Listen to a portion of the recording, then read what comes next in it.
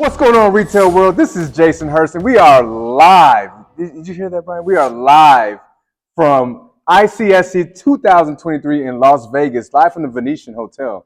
And I've got my main man, Brian Gonzales, here with TenX, account executive with TenX. How you doing, Brian? Living the dream. ICSC 2023. Oh, man. It's Vegas, and you know what I hear? I hear a lot of people come here to get lucky. In more ways than one. So moving on. But I'm lucky to be with you, man, because we got a lot to talk about. I primarily want to talk about TenX because this platform is something that we've worked together on.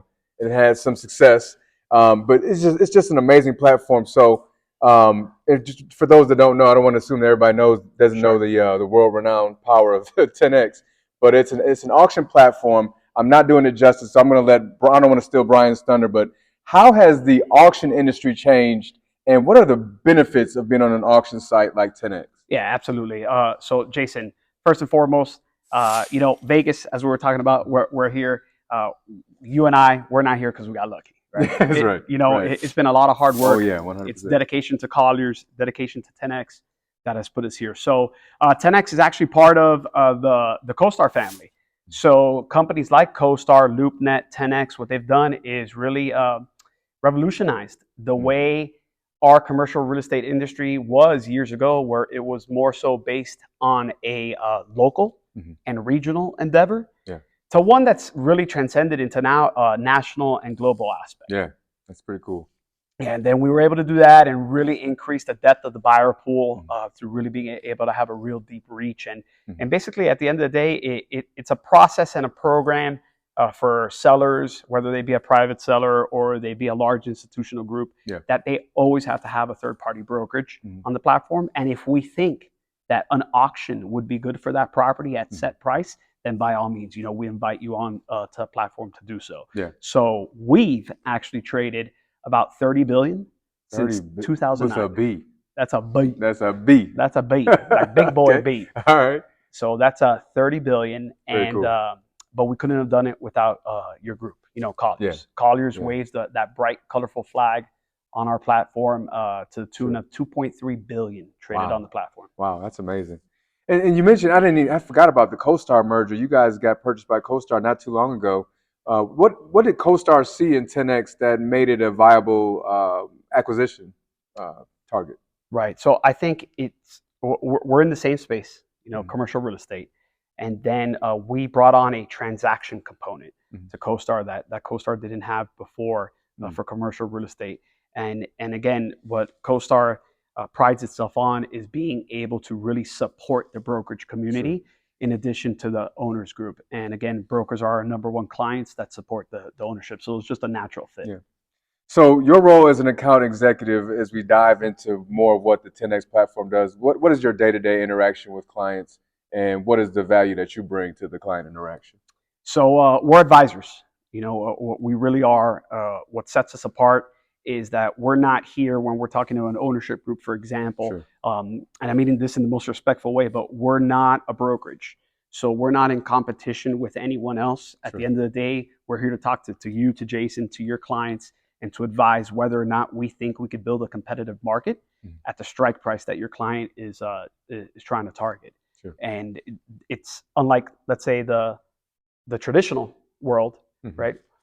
We have to say, hey, if we hold our buyers and our groups to as-is terms, to no contingencies, to 30-day close, and we have to vet them out to be an all-cash buyer, we have to see that light at the end of the tunnel to say, hey, this is a fair price for our buyer pool as well. Sure. Okay. And now, piggybacking on that question too, as a TenX potential target, when is it time for me as Colliers broker, to say, hey, let me call Brian because this may be an advantage for them to be on the TenX platform? When do I give you a call? Well, there's one number one question you always have to ask yourself, and that we always have to ask: what is the seller trying to accomplish? Sure. What stage are they in? Are they coming to you and saying, hey, Jason, listen, this is X property in a fund that needs to close out. We really don't want traditional terms out there and whatnot. Can you get us this ultimate exposure and everyone competing at the same time for it? Yeah. That could be a scenario. Another scenario could be um, the local and the regional market maybe kind of didn't find a need for it at the price point the seller was looking for, and we take a look and we say, yeah, we think we can help you out with a national reach. Or we might say, hey, look, a national audience might not really have an appetite for said asset. So at that point, we would decide to pass on that asset. Okay. You guys have done a very good job about building transparency and trust with your clients, because it's a long process. These people are kind of tied to their properties in a lot of cases, but also just the sheer amount of people that you guys bring to the site is amazing for one thing. But how do you build trust and transparency with your clients on the TenX platform? Repetition. Yeah, I think when you have a trusted process that repeats itself with consistency, that's when you really build the trust from the market. So we have a set process. Okay. All right. So I'll run you guys through the process. Yeah, walk us through that. All right. So this is diving deep in the weeds. Okay. Let's get in there. All right. So this is what it's like. First and foremost, we've already agreed at a set price with the brokerage and the seller to say, yeah, we think that that's a fair price for the market on the as-is terms, no contingencies, 30-day close. And how do you get? I don't want to interrupt you, but how do you get to that number, that set price? We talk about that. So we really rely on you, Jason. Okay. We're not here to ever underwrite a deal. We're more so providing a system of checks and balances to ensure that our buyer pool on the platform and other things going on in the market and other trades are happening in the market at set price point that we think buyers are going to step up to that. Yeah, and I think it's important to know that you guys are not in competition per se with brokers. You're in concert with the brokers, which is really cool too. 100%. Yeah, we really rely on, quality due diligence. Right? Quality broker opinion of value. Yeah. And then to say, hey, how does that match the client's needs? Yeah. Brokers provide quality. I mean, what a concept. Right? Spot on. Some clients don't get that, but we do. I mean, there's a lot of things that we do that we're advisors too, and sometimes clients will listen to you, or sometimes clients know it all. But you hired us for a reason. Let us do our job. 100%. In fact, understands that. No, in fact, yeah. If we get a call, which we have plenty of times, it could be a large institutional group, or it could be a private doctor. Him and a few of his partners own a medical office building. Yeah.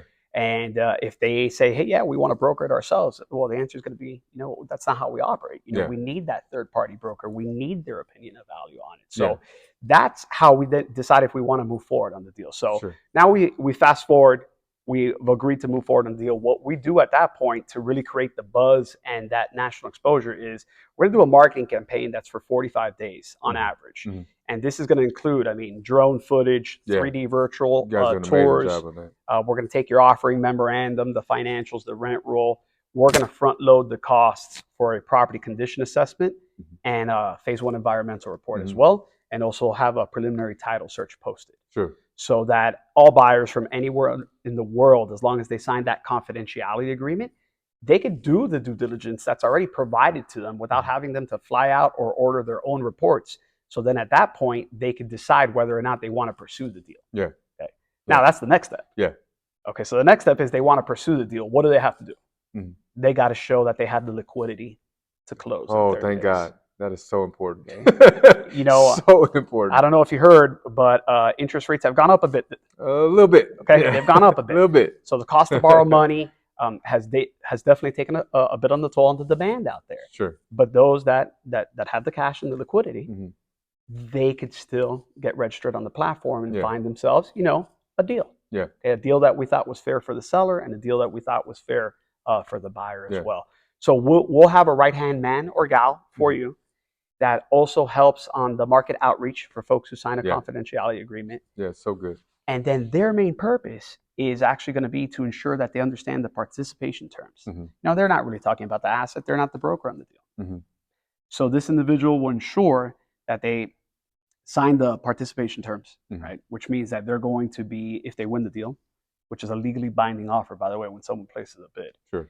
So they're going to ensure that the person signs the purchase sale agreement, within a couple of hours of the event. They put up 10% non-refundable earnest money deposit by the end of the next business day. And then you're set to close in that typical 30-day closing period.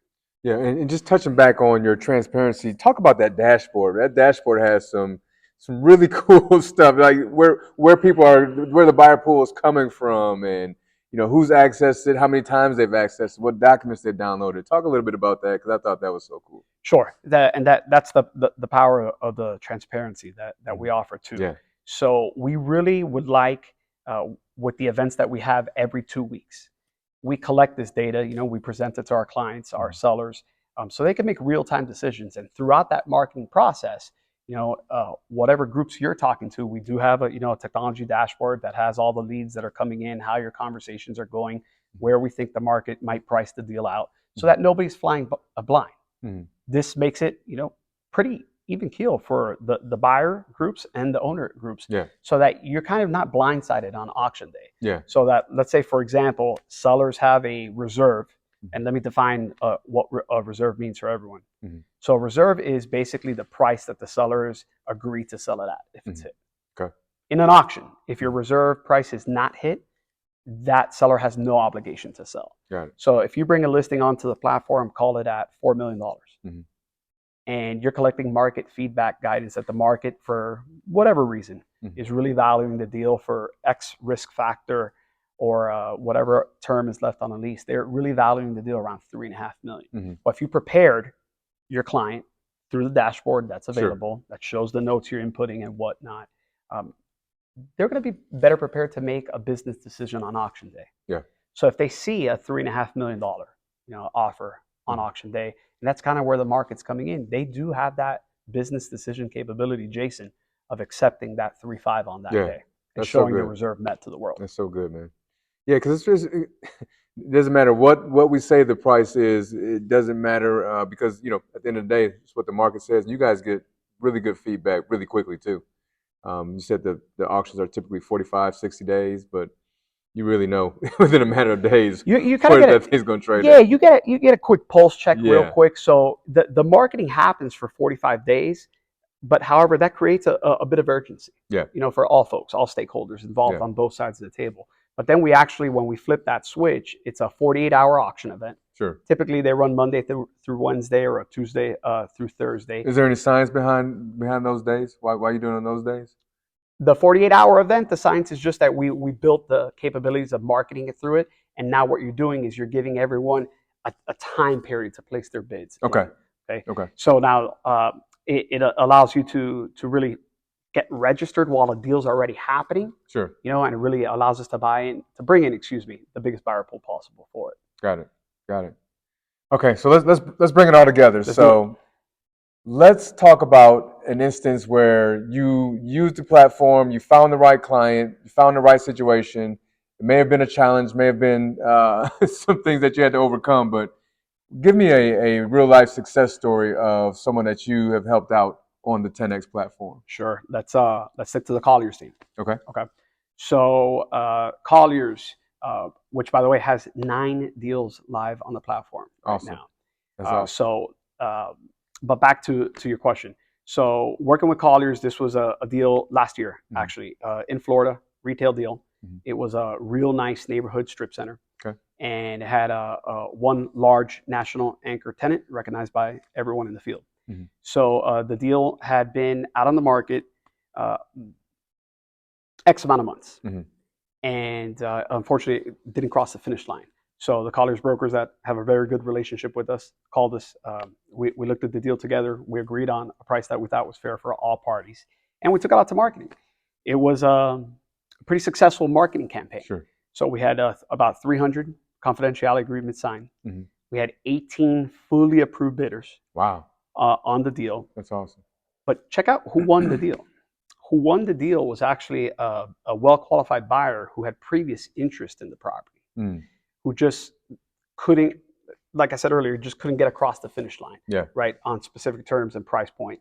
So what happened was, eventually, the brokers couldn't just wait around to see if they could come around and agree. So, they gave him X date. He didn't move forward. He came to the platform. But what does TenX do? It creates urgency. So that buyer really knew he now had to step up and compete with the rest of the country, if not the world, for the property. Sure. And he did. And at that point, he didn't want to lose the property. Stepped up to the plate, hit the number that needed to be hit, and now on the TenX terms, which is going to be as is non-contingent 30-day close. So that was a great deal. It sold for about $262 a square foot. Wow. With a nice closing. And that's kind of the power of the platform. It creates urgency. But on the flip side, you also have deals where sometimes you have that $4 million reserve we spoke of earlier, and the market has a 3-5 offer, and you may not know if another offer is going to come in or not. Well, our sellers, they have the ability to go ahead and say, hey, you know what? We're going to choose to accept that number as our new reserve. Our new reserve. Yeah. And what occurs is either deal's over and they captured that offer right there, or it kind of steps up what we call the sideline players who said, hey, I see reserves met. I don't want to lose this deal now. Yeah. We have the increments at a very acceptable, call it 50,000, 25,000 at that point. Yeah. And you could get a bidding war going on. Yeah. Or at the very least, they had the business decision to say, hey, that's actually a number I could sleep with, or you know what, that's not a number that's going to do it for us. We're going to hold on tight to our reserve. Yeah.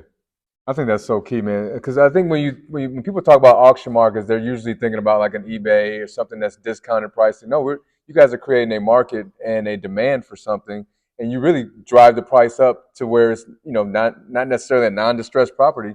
It's really just it's just a cool tool that I've had a lot of good experiences with, and it sounds like Colliers is having a lot of good experience.